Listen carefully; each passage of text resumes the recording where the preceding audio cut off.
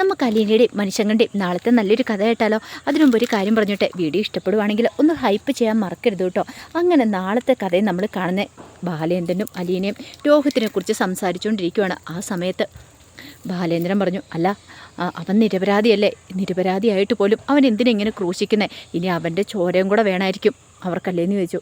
ആ സമയത്ത് അലീന പറഞ്ഞു, അങ്ങനെയൊന്നും പറയരുത് അച്ഛാ, ശരണ്യ നിരപരാധിയാന്ന് പറഞ്ഞു. ഈ കാര്യത്തിൽ ശരണ്യയെ കൊണ്ട് എല്ലാവരും നിർബന്ധിച്ച് പറയിക്കുന്ന ശരണ്യ നിസ്സഹായ അവസ്ഥയിലാണെന്ന് പറഞ്ഞു. എന്തൊക്കെയാണെങ്കിലും അവൾക്ക് അവളുടേതായ ഒരു മനസാക്ഷിയില്ലേ? അവൾ ഉറച്ചൊരു കാര്യം പറഞ്ഞിട്ടുണ്ടെങ്കിൽ കോടതിയൊക്കെ അത് കേൾക്കില്ലേന്ന് ചോദിച്ചു. ശരിയാച്ചാ, പക്ഷെ അവൾക്കത് പറയാൻ പറ്റില്ല. അവൾ പറഞ്ഞിട്ട് പിന്നെ ആ വീട്ടിൽ തന്നെ വേണ്ടേ അവൾ ജീവിക്കാനായിട്ട്.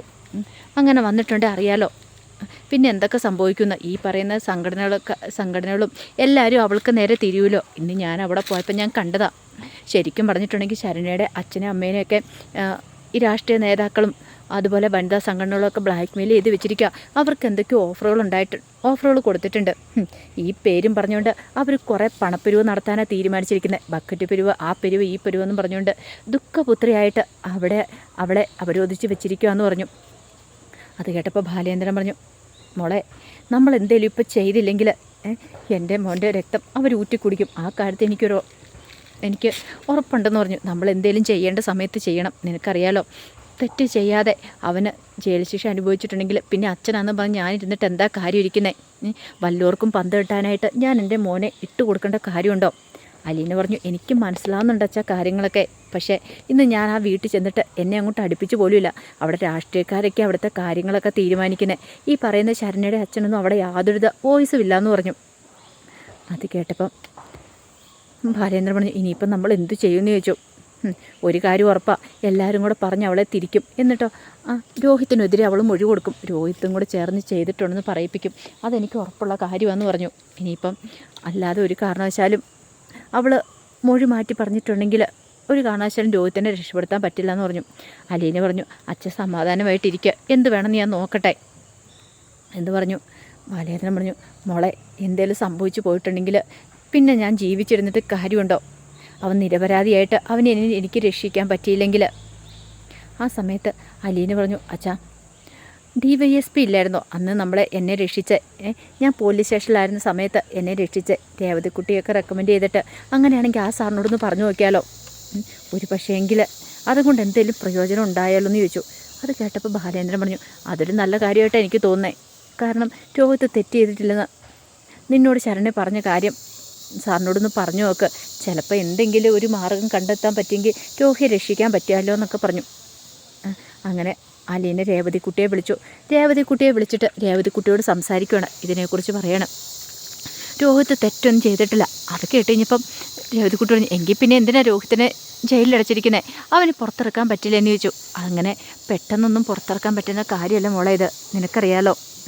അവന് റിമാൻഡ് കഴിയുവാണ്. അതോടൊപ്പം തന്നെ അവൻ തെറ്റ് ചെയ്തിട്ടുണ്ടെന്നാണ് ശരണ്യ ആദ്യം മൊഴി കൊടുത്തിരിക്കുന്നത്. ആ മൊഴിയുടെ അടിസ്ഥാനത്തിൽ ഇപ്പോൾ കാര്യങ്ങളൊക്കെ പോയിക്കൊണ്ടിരിക്കണേന്ന് പറഞ്ഞു. അത് കേട്ടപ്പം രേവതിക്കുട്ടി ഇനിയിപ്പോൾ എന്ത് ചെയ്യും? അല്ല, പോലീസുകാരോടൊക്കെ പറഞ്ഞിട്ടുണ്ടെങ്കിൽ വല്ലതും നടക്കത്തില്ലേ? അവരോടൊക്കെ കാര്യങ്ങൾ പറഞ്ഞാൽ പോരെന്ന് ചോദിച്ചു. ഇല്ല, അവരൊക്കെ ചേർന്നിട്ടാണ് ഇങ്ങനൊരു ചതി ചെയ്തിരിക്കണേന്ന് പറഞ്ഞു. ഓ, അപ്പം അങ്ങനെയാണല്ലേ? അല്ല, ഞാൻ വിളിച്ചെന്താന്ന് വെച്ചാൽ മാമച്ചൻ അങ്കിളോട് പറഞ്ഞിട്ട് DYSP സാറിനെ ഒന്നുകൂടി വിളിക്കുമോ, എന്നിട്ട് ഇങ്ങനെ കാര്യം ഒന്ന് പറഞ്ഞു നോക്കുമെന്ന് ചോദിച്ചു. രേവതിക്കുട്ടി പറഞ്ഞു, ശരി, ഞാൻ പറഞ്ഞു നോക്കാമെന്നൊക്കെ പറഞ്ഞു. അങ്ങനെ ഒടുവിൽ മാമച്ചനോട് പോയി കാര്യങ്ങളൊക്കെ പറയുന്നുണ്ട് രേവതിക്കുട്ടി. ഇത് കേട്ട് കഴിഞ്ഞപ്പോൾ മാമച്ചൻ പറഞ്ഞു, ഓഹോ, അപ്പോൾ ഇതൊരു വലിയ കൊടും ചതിയാണല്ലോ. തെറ്റ് ചെയ്യാതെയാണോ അവൻ ഇത്രയും കാലം ജയിൽ ശിക്ഷ അനുഭവിച്ചതെന്ന് ചോദിച്ചു. അത് കേട്ടപ്പോൾ ഗ്രേസം പറഞ്ഞു, അത് മാത്രമാണോ മാമച്ചായ? ഒന്ന് ആലോചിച്ച് നോക്കിയേ. നാണക്കേട് വേറെ.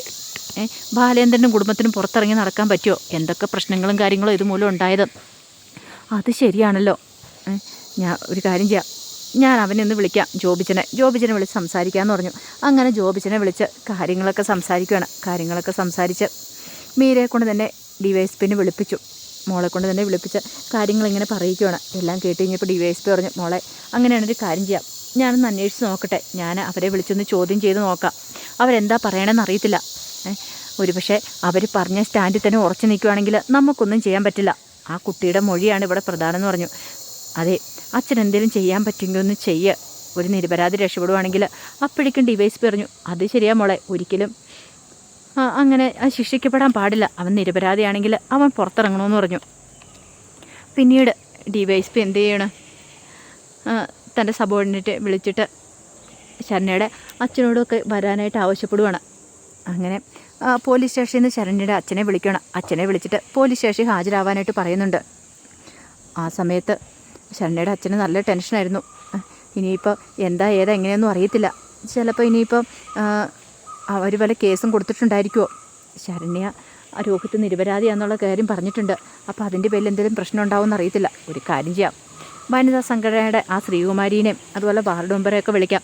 അവരെയൊക്കെ വിളിച്ച് കാര്യങ്ങൾ പറയണം. അപ്പോഴേക്കും അവർ പറഞ്ഞു, ഒരു കാര്യം ചെയ്യുക, ചേട്ടൻ തനിച്ച് പോകണ്ട, ഞങ്ങളും കൂടെ വരാമെന്ന് പറഞ്ഞു. അങ്ങനെ അവരെയൊക്കെ കൂട്ടിക്കൊണ്ടാണ് DYSP ഓഫീസിലേക്ക് വരുന്നത്.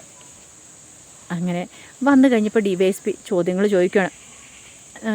മോളെന്തേലും പറഞ്ഞോ, എന്താ അറിയാം, അങ്ങനെയൊക്കെ ചോദിച്ചു കഴിയുമ്പോഴത്തേനും അയാൾക്ക് ഭയങ്കര വെപ്രാളമായിരുന്നു. ശരണ്യയുടെ അച്ഛന് ഒരു കാര്യം ഉറപ്പായി.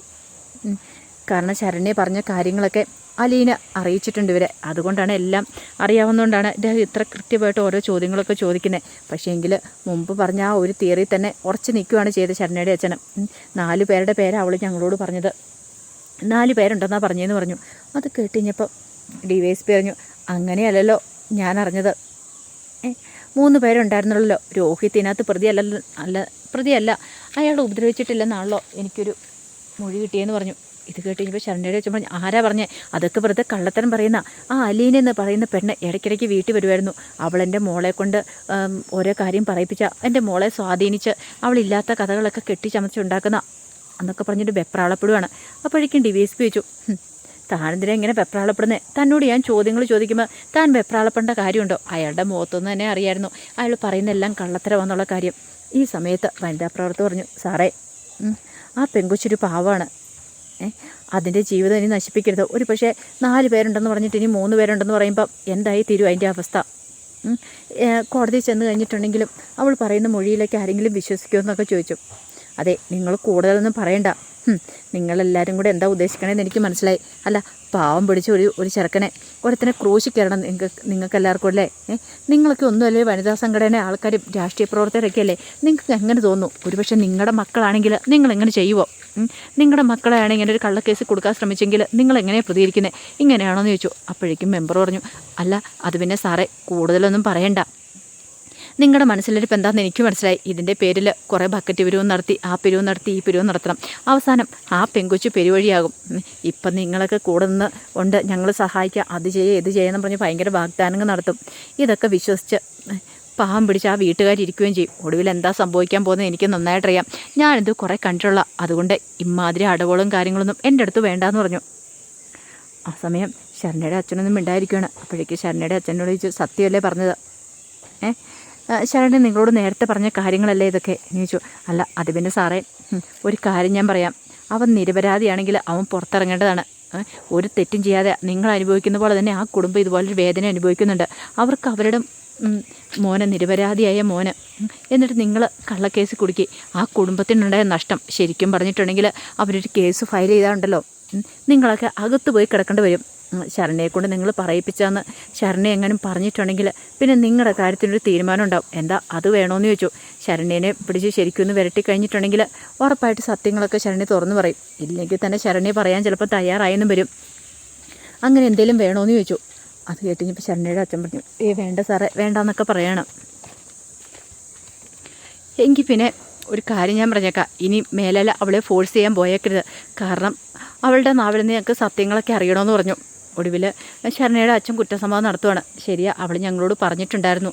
പിന്നെ കേസിന് ബലം കൂടുതൽ കിട്ടുമെന്ന് എല്ലാവരും പറഞ്ഞുകൊണ്ടാണ് ഞങ്ങൾ ഈ സത്യങ്ങളൊന്നും പുറത്ത് പറയാമെന്ന് ഇരുന്നതെന്ന് പറഞ്ഞു. നല്ല ദേഷ്യം വന്നു DYSPക്ക്.